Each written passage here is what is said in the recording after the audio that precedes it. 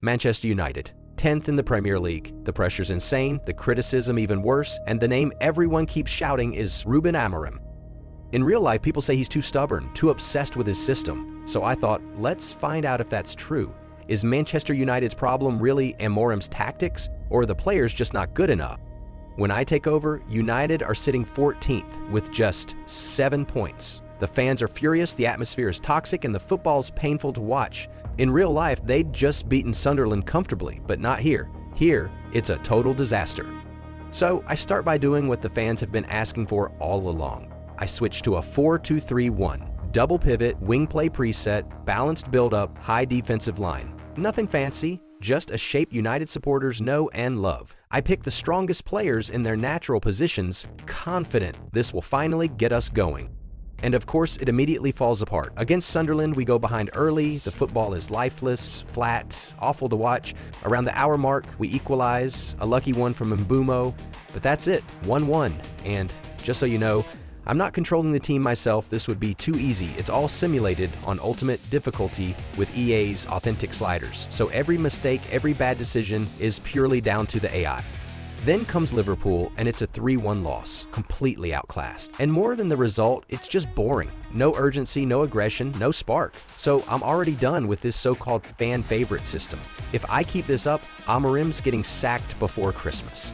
Time for change. I switch to a 4-3-3 with a proper defensive midfielder. High pressing, short passes, still a high line. But that makes it even worse. We lose at home to Brighton, and the performance, honestly, it's embarrassing. The opponents are playing perfect through balls over our defense, while my forwards can't string 2 passes together. Out of frustration, I go back to the 4-2-3-1 in the Carabao Cup against Wolves, and what happens? We crash out on penalties. Even Lisandro Martinez coming back from injury changes absolutely nothing. At this point, United are 18th in the league, actual relegation candidates, something you'd never imagine saying about this club, but here we are. Then comes a trip to Nottingham Forest, 1 place above us, a real 6-pointer, and it's ugly, but we finally grab a win. It's Sesko with the winner, our first victory since I took over. But hope at United is dangerous. Amorim's curse continues. He still hasn't won 2 games in a row. Next up, Spurs. We defend for our lives, hang in there for 90 minutes, and then Mbeumo gets through, 1-on-1 with Vicario. This is it, the moment. He just needs to finish it. And of course, he scuffs it. Weak, straight at the keeper, Spurs still a point, still no back-to-back wins.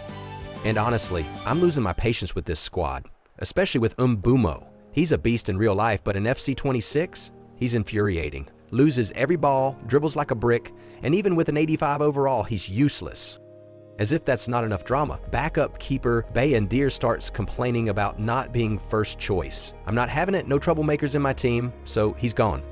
Results stay up and down, but slowly we start climbing. By early December, we're out of the relegation zone and sitting 13th. Not amazing, but better than the 15th finish of last season. We beat West Ham, not impressive, but Sesko's the hero again. Then Wolves, and suddenly we've won 2 in a row under Amorim for the first time, even 3 after beating Bournemouth. But of course, Aston Villa bring us crashing back to earth. And that's the story of this team, and even the whole club, isn't it? Just when you think they've turned a corner, they find a way to ruin it. At home against Newcastle, we're terrible. They score the kind of goal I wish my team could score. Smooth passing, great finish, and we lose again. Then Wolves beat us again, this time at Old Trafford. That's how we end 2025, in 13th place. And at this point, I've got to be honest, it's not just the tactics. This squad just isn't good enough. Despite spending a fortune on Cunha, Sesko, and Mbeumo, we can barely score goals. First game of 2026, goalless draw against Leeds. Classic. So, I checked the budget, 167 million still left, and decide it's time to act. I need a defensive midfielder faster than Casemiro and better on the ball than Ugarte. That's Amadou Onana from Aston Villa. Negotiations are brutal, realism sliders on max difficulty, but we finally get him for 42 million. Then I go for a partner for him because as much as I love Kabe Menu, with a 77 rating, he's just not ready yet. So I bring in Davide Fratesi from Inter with great potential and an immediate impact. Next, I have to deal with my Mbeumo frustration. Even though he's statistically our second best player, he just doesn't play like it. So I signed some competition. Antoine Semenyo from Bournemouth, a versatile, hardworking forward who scores for fun in real life. And finally, we make a big move. Harry Maguire out, Evanilson in, also from Bournemouth. We need goals, and Evanilson delivers instantly. First game against Fulham, he scores the winner after a perfect assist from Cunha, who, by the way, has been invisible up until this point. Maybe this is his turning point too? Suddenly, the vibe changes. The football is quicker, sharper, more confident. By the end of February, we're back in the top 10, sitting 9th, 7 points off 6th, so there's still hope. Then we face Crystal Palace, who are actually 6th, and it's easily our best game of the season. Cunha scores early. Evanilson doubles it. Mbeumo finally provides an assist, and right before halftime, Evanilson bags another one. 3-0 win, and suddenly United are flying again.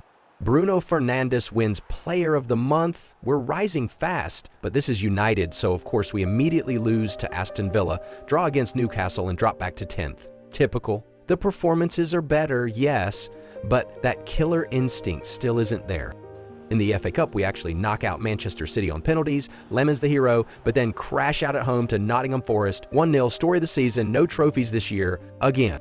With 7 games left, we're still 10th, but only 3 points off 6. It's close. Then we draw against Leeds again, and honestly, my hope's gone. The media's all over me. Amorim's fate sealed. The fans have had enough. The board's losing patience. And it just keeps getting worse. Another scoreless draw, this time against Chelsea. Lose to Brentford at home, and in the final minutes against Liverpool, Isak scores the winner. That one hurts. With 3 games to go, we're 11th, Europe out of reach. We win 2 of the last 3 thanks to Evanilson again, but at the end we finish 9th. Again, still better than 15th last year, sure, but no one at United is celebrating that. Bruno picks up Player of the Year, the only trophy we've got this year, and the craziest stat of all, we've scored 36 goals and conceded 36. Perfect balance, perfectly boring. So, back to the question we started with. Can a tactical switch really save Rubern Amorim? Apparently yes, just about, because the board's decided to keep him for another season. But what do you think? If you were a United fan, would these results be enough to give Amorim one more year? Let me know in the comments. Thanks for watching.